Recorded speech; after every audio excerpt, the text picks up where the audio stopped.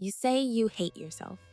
You say it after you procrastinate, after you overreact, after you scroll for an hour and feel empty. But what if that feeling isn't hate? What if it's something more unsettling? What if you don't hate yourself, you just don't know who you are? And that confusion has been quietly running your life. You wake up with intentions. You'll be productive, calm, different. But by the afternoon, you're distracted. By evening, you're disappointed.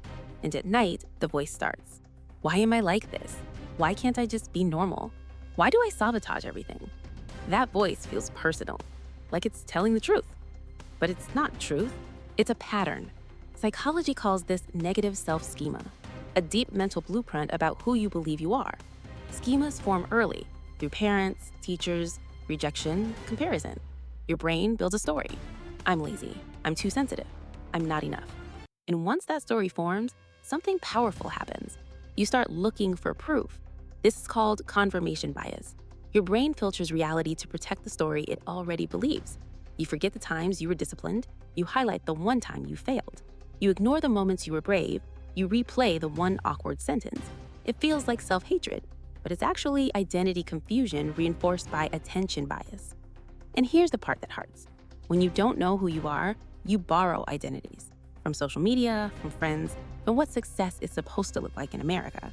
Productivity, confidence, certainty. But when you perform an identity that isn't yours, your nervous system feels it.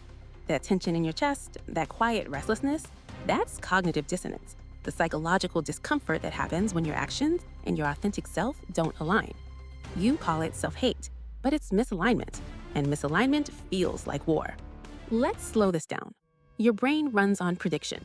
According to predictive processing theory, your brain constantly guesses who you are and then interprets reality through that guess. Imagine your identity as a pair of tinted glasses. If the tint says, I'm inadequate, everything you see confirms inadequacy. Now add the default mode network, the brain system active when you're thinking about yourself. When you're alone, showering, driving, if your self-model is distorted, the default mode network rehearses that distortion repeatedly, like practicing a song you never meant to learn. Neurons that fire together wire together. That's Hebbian Learning. The more you repeat, I'm the problem, the stronger that pathway becomes. Your identity is a playlist. You didn't consciously choose every song. Some were added by experience. Now imagine one track plays louder than the rest. Not good enough. Over time, you mistake the loudest song for the whole album. But it's not the whole album. It's just the most practiced track. So the real shift isn't silencing the song, it's discovering the rest of the playlist. And that requires something uncomfortable. Curiosity instead of judgment. Not positive affirmations. Not love yourself. Something more precise. Step 1, separate behavior from identity. When you mess up, describe the action, not your character. Instead of, I'm lazy, say, I avoided this task. Autobiographical memory why it works. This weakens fundamental attribution error, the tendency to turn behaviors into identity labels. It also reduces amygdala activation linked to shame. Step 2, map your conditioning. Ask, when did this belief about myself first make sense? Behavioral experiment, why it works. This activates autobiographical memory networks and reframes shame into context. Context reduces threat response. Step 3, run behavioral experiments. Act slightly outside your identity story, small, controlled. Self-compassion, why it works. Based on cognitive behavioral therapy principles, new behavior creates disconfirming evidence. The brain updates predictions through error correction. Step 4, practice self-compassion as regulation. When the inner critic appears, respond as you would to a friend. Values, ACT, why it works. Research by Kristen Neff on self-compassion shows it reduces cortisol and increases emotional resilience. Compassion activates the parasympathetic nervous system. Step 5, build identity through values, not feelings. Choose one value, honesty, discipline, curiosity, and act on it daily. Rewiring, why it works. From acceptance and commitment therapy, identity becomes behavior-based, not feelings-based. This stabilizes self-concept. Even if you feel insecure, you speak honestly. Over time, identity follows behavior. Self-knowledge. So here's the motto.